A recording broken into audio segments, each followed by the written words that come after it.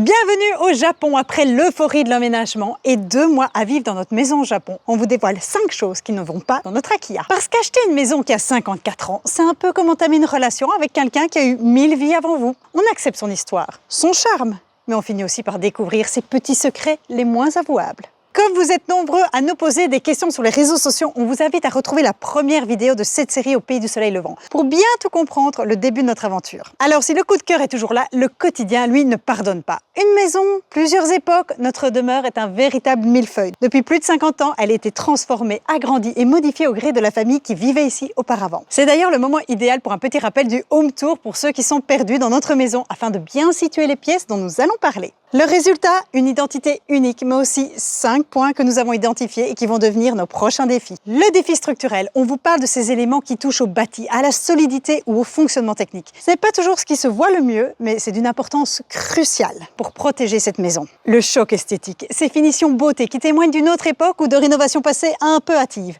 C'est là qu'on se pose la question, mais pourquoi ils ont fait ça ? Et évidemment, abonne-toi pour découvrir la suite et voir comment nous allons relever tous ces défis. C'est la seule vidéo où j'ai le droit de râler sur ma maison. Je vais voir si les filles font un gros dodo. En tout cas, si elles dormaient, elles ne dorment plus. Voilà, vous l'avez compris. Le premier problème, c'est que dans cette maison, à l'intérieur, ils ont mis plein de portes vitrées. Alors, c'est pas vraiment des vitres. C'est un mélange entre une vitre et un plastique. Mais elles ne sont pas du tout attachées.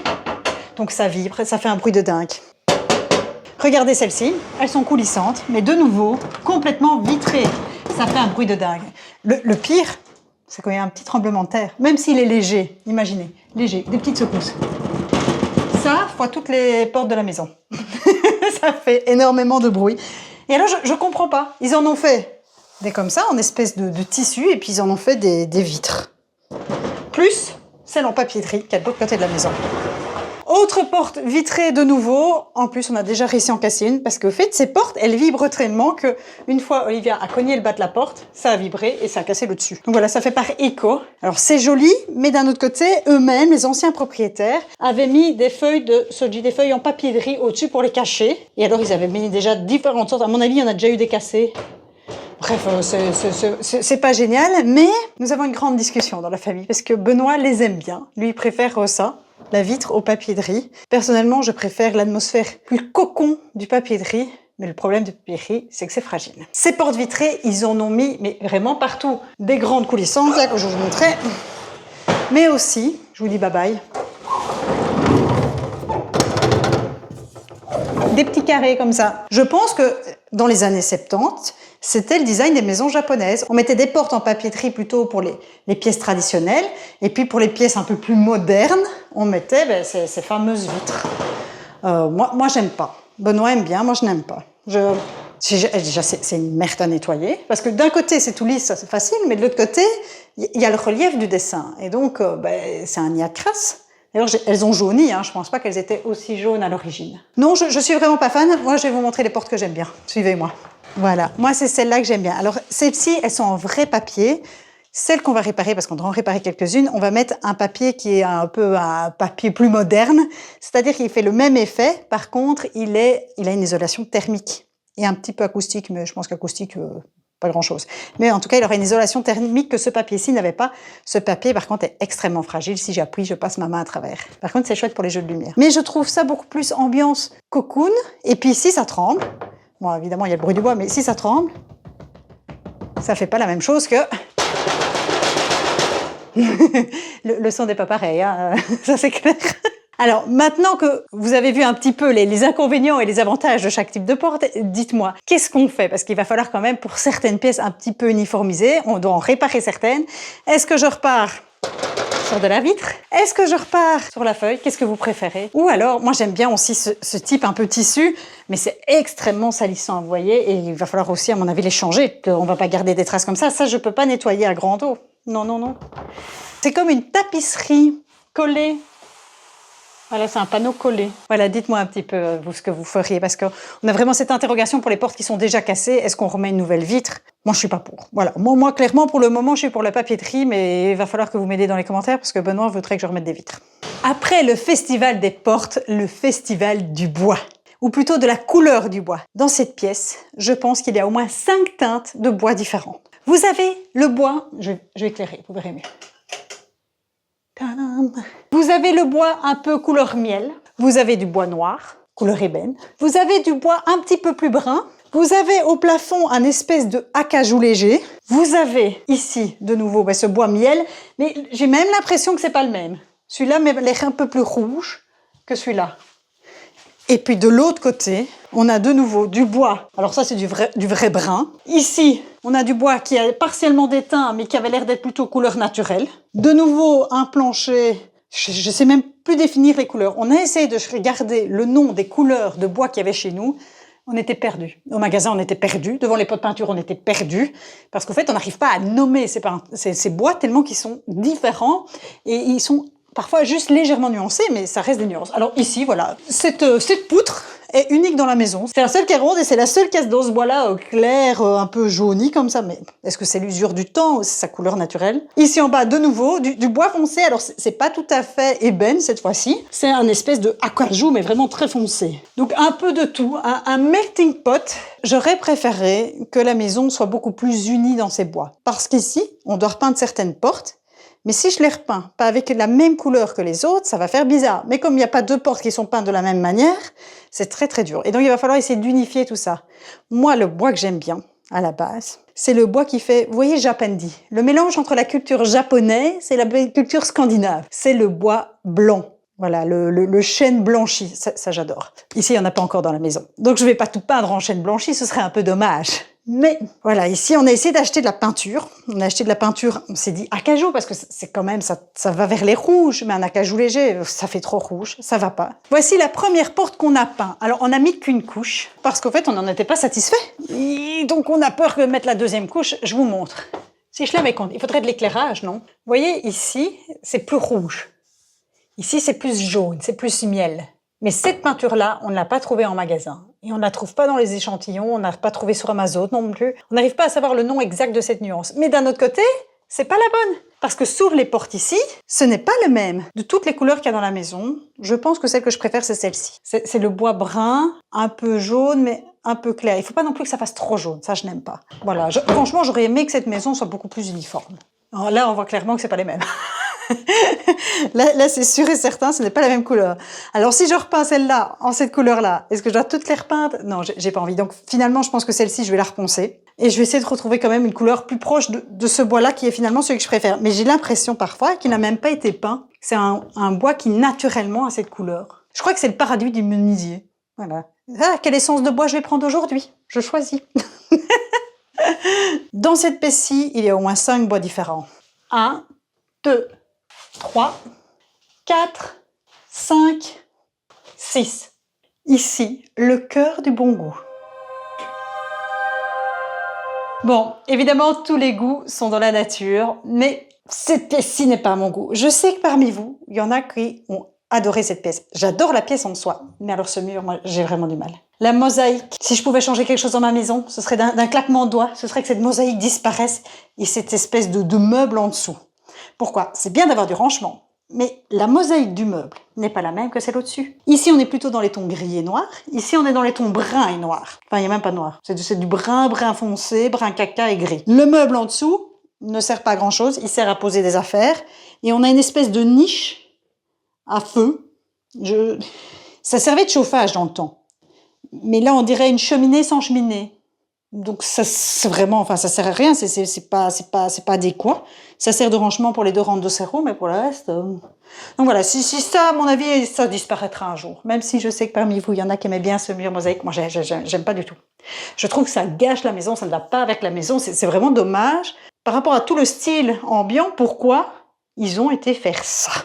Pourquoi ils se sont dit, cette pièce-ci, on va en mettre un super beau mur et tout. On dirait, je sais pas, comme si c'était un espace restaurant où ils avaient un peu aménagé une partie un peu design différente par rapport au reste de la maison. Mais c'était pas un restaurant ici. Il n'y avait pas de raison de faire ça. Au-dessus, ils ont rabaissé le toit d'une dizaine de centimètres. Ils ont mis des poutres en bois. Alors oui, c'est beau les poutres en bois, mais ça va pas avec le reste. C'est pas les mêmes poutres qu'ailleurs. Ça n'a aucun sens. Et alors cette lampe, ça fait château, comme dirait Yoko, mais je n'aime pas, moi, le déco château. Oui, non, là, j'aime vraiment pas. Par quoi, par contre, on pourrait remplacer? Derrière, à mon avis, on a de la terre battue, le système de construction japonaise, juste de la terre, sur lesquelles, dans les autres murs, ils ont mis des plaques qu'ils ont tapissées. Donc ici, si je retire, à mon avis, j'ai la terre battue, il va falloir que je remette des plaques, je remette de la tapisserie. C'est dommage, parce que le reste de la pièce a été rénové et est nickel. Donc voilà, remplacer ça par quoi? Ben oui, par juste le retirer et faire un grand carré, et ici, si on doit mettre un meuble beaucoup plus fonctionnel que celui-ci. Regardez, hop. Là, on a une étagère, mais elle est fort profonde, donc c'est pas très esthétique. On peut pas se dire, on va se faire une belle bibliothèque ici, non plus. Ici, on a des grandes armoires à forte hauteur, mais oui, il faudrait remettre des planches au moins, pour que ce soit un peu plus utile. Ici, on a une planche, ils en ont pensé, mais ils en ont... Ah non, même pas, je me trompe, je croyais qu'ils avaient une planche, non, mais il n'y a même pas de planche, voilà. De nouveau, un grand espace haut qui sert à rien. Alors, il y a des chirurgies qui sont venus manger, vous voyez ici, on voit encore des traces. Voilà, ça a bouffé le bois. Le mieux, je pense, ça va être tout enlevé, mais ça va démolir parce qu'ici, ça a été bien refait, les bords ont été bien refaits, donc tout ça sera parti. Il va falloir qu'après, on garde bien ces planches. En termes de déco, ils ont encore fait fort. Vous voyez, le bois de la plinthe, différente du bois du sol. Pourtant, généralement, on choisit ses plinthes en fonction de son sol.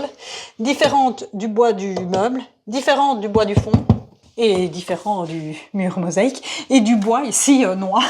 Pour moi, il faut tout retirer et peut-être se faire une belle bibliothèque dans cette pièce-ci. C'est la pièce la plus agréable de la maison parce qu'elle est extrêmement lumineuse. On a le soleil dedans du matin au soir. Elle est orientée sud-ouest. Je vous parlais tout à l'heure du style Japandi, le mélange entre le japonais et le scandinave. C'est ceci. Voilà, ça c'est la couleur de bois que j'aime bien. C'est la fonctionnalité, la praticité scandinave mélangée à l'esthétisme japonais plutôt minimaliste. Voilà, c'est ça le style Japandi. Cherchez un peu sur Google, j'adore le style Japandi. Je trouve ça très apaisant. Et aussi le fait que la Scandinavie vienne dedans, ça met un peu cette touche de nature. Parce que la Scandinavie, c'est aussi les grandes étendues naturelles, la Laponie et tout ça. Voilà, c'est mettre aussi cette petite touche de Laponie chez soi, cette petite touche de nature et d'épuré. Je trouve cet espace magnifique, mais quand je me retourne, ça me déprime. Par contre, je suis désolée, si vous m'entendez extrêmement souffler dans cette vidéo, c'est parce que c'est la saison des pollens et j'ai le nez encombré. Et donc j'ai tendance à respirer très fort. Je n'arrive pas à m'empêcher de respirer, je suis désolée. Sinon je tombe en apnée. J'ai le nez bouché, donc je respire par la bouche extrêmement fort. Comme ça, vous saurez tout. D'ailleurs, pour ceux qui suivent les vlogs quotidiens, sachez que je viens de donner un petit indice sur l'objet mystère. Si vous ne savez pas de quoi on parle, regardez les vlogs quotidiens. Là, vous voyez quand même que le fond derrière moi, le background, il n'est pas joli. Je vous l'ai dit en début de vidéo, il y a des choses qui sont moins visibles et qui peuvent poser problème dans une maison. Et on en arrive à notre quatrième point qui pose problème dans la maison. Je vous emmène dans la coursive. Ce problème caché, il est apparu un jour où Benoît se baladait dans la coursive. Il a entendu des bruits de fuite d'eau, des petites gouttes là qui tombaient, plop, plop, plop. Et on s'est rendu compte que le toit, la sous-toiture de nos coursives, je sais, ma langue fourche souvent sur ce point. Benoît s'est rendu compte que la sous-toiture de nos coursives était complètement inaccessible. On est monté dans le toit au-dessus et on n'a pas réussi à accéder à cette zone. Olivia, grâce à sa petite taille toute fine, a réussi à voir à travers une petite fenêtre là où était la fuite d'eau. Heureusement, ça nous a permis de savoir que maintenant, elle est réparée, ça ne fuite plus. Par contre, ici, on n'a aucune vue sur toute cette partie supérieure. C'est bien simple. À l'intérieur du toit, c'est fermé par des murs en terre. Et il faudrait percer dedans pour pouvoir voir. En gros, ici, vous avez un mur de fondation. Quand on monte dans la toiture, on sait accéder à toute la partie à gauche de ce mur de fondation. C'est un rectangle qui s'arrête ici. On a accès à ce rectangle. Voilà, c'est un grand espace vide avec des poutres partout. Par contre, tout ce qui dépasse de ce rectangle, toute la structure externe, je parle des coursives, je parle du bureau, et bien là, on n'a pas accès. C'est fermé parce qu'au-dessus de ce mur, autour du rectangle, du périmètre, il y a de la terre battue avec de la paille. Enfin, c'est comme ça qu'ils font les murs. Et donc, c'est complètement fermé. Dans la coursive côté arrière, là, on a une petite fenêtre où Olivia a pu voir pour pouvoir filmer, pour voir s'il y avait encore une fuite d'eau. Dans cette partie-ci, je suis même pas sûre qu'il y ait une fenêtre. Et alors, dans la partie bureau, j'ai essayé d'aller voir. Quand on a dû changer les luminaires, c'était la cata, on ne sait pas voir. En gros, c'est très compliqué. On a dû aller voir par un soupirail extérieur, rappelez-vous. Je suis montée sur l'échelle pour voir par le soupirail extérieur à quoi ça ressemblait là au-dessus. Et donc ça, c'est un problème. Ça, c'est sûr. Le toit de la coursive, il est fait comment? C'est toutes des planches différentes qui sont chaque fois, qui viennent s'imbriquer les unes dans les autres. Vous voyez, elles sont fixées par le haut, parce qu'on ne voit pas de clous. Donc a priori, elles ont été fixées par le haut au moment de la construction de la maison, avant que ce soit complètement clôturé et clos. Et donc, on va devoir les remplacer, parce que, 1, elles ont été abîmées par une ancienne fuite d'eau. De 2, vous allez remarquer, on va faire des plans, on va vous montrer, on a des belles traces de doigts dessus. Quand ils les ont placés, ils avaient les doigts gras. Ils ne se sont pas lavés les doigts. Et donc, on voit plein de mains partout. On dirait que quelqu'un a marché sur notre plafond, mais à l'envers. Et donc, on va essayer de les changer. Et on va, quand on arrivera à la dernière de la rangée, la laisser en accès libre pour pouvoir garder un accès vers ce toit. Ici, ça va être possible, a priori, on croise les doigts. Ça sera sûrement possible dans le coursif. Dans le bureau, ce n'est pas possible parce qu'ils ont carrément mis des plaques de gyproc. Dans le bureau, on n'aura jamais, à moins de le refaire complètement, d'accès à la sous-toiture. Donc ça, c'est vraiment, je trouve, un problème dans une maison. Amis constructeurs, ne faites pas des choses que quand vous aurez fini votre maison, on ne puisse plus y accéder. C'est important pour la suite des travaux de pouvoir accéder partout dans les moindres coins et recoins de la maison. Ça permet, s'il y a une fuite, de réparer. Ça permet de simplement vérifier l'hygiène de la maison. Si on doit rajouter des aérations, ça permet de rajouter des aérations par la suite. Ici, on est vraiment coincé. On va devoir y aller, on va devoir en casser une pour pouvoir monter et aller voir un peu comment on va pouvoir changer et réparer ça. Et donc ici, vous avez la sous-toiture de la coursive et là, la sous-toiture du bureau, auquel on n'a pas accès non plus, excepté une petite vision par le micro-soupirail de là au-dessus. Et soupirail, ne croyez pas que c'est des lignes toutes droites, hein, dans lesquelles on regarde bien. Non, non, non. Ce soupirail, il est fait de manière à ce qu'on ne voit pas à l'intérieur. Ce sont des lattes comme ça. Vous voyez, un peu comme des persiennes. Donc, il faut arriver à mettre son œil entre les persiennes pour arriver à voir. Donc, en vrai, c'est foireux. C'est foireux. Je dirais comme taille de gant S. C'est parti pour le 5e point. Regardez, on a déplacé un petit peu la table, on l'a mis dans l'autre sens. J'aime bien changer. Je ne sais pas si vous êtes comme moi, mais moi, tous les 6 mois, j'aime bien changer mes meubles de place. Alors ici, comme on ne reste pas longtemps, je vais les changer tous les mois. Tous les mois, je vais tourner la table dans un sens et puis dans l'autre. Dans le temps, ce que je faisais souvent, c'est que j'échangeais le salon et la salle à manger. Mais je tiens ça de mes parents. Mes parents aussi, 1 ou 2 fois par an, ils échangent le salon et la salle à manger de place. J'aime bien, ça fait de la nouveauté. Nous revoici dans la cuisine pour voir un point dont on a pas mal discuté dans le home tour de la cuisine, justement. Et justement, je me suis dit, je vais y revenir parce que c'est clairement un point problématique de cette maison et je vais pouvoir aussi répondre un petit peu à des commentaires que j'ai eus par rapport à ce point-là. L'histoire de l'emplacement pour notre frigo. Le problème n'est pas le frigo, le problème est la disposition de la cuisine, du fait de ne pas avoir de grands murs pour pouvoir mettre un frigo haut. Il n'y a pas d'espace. Ici, on a un mur haut, mais on a une porte. Pas l'idéal. Ici, on a des portes. Ici, on a un mur haut, mais c'est juste dans l'entrée de la porte.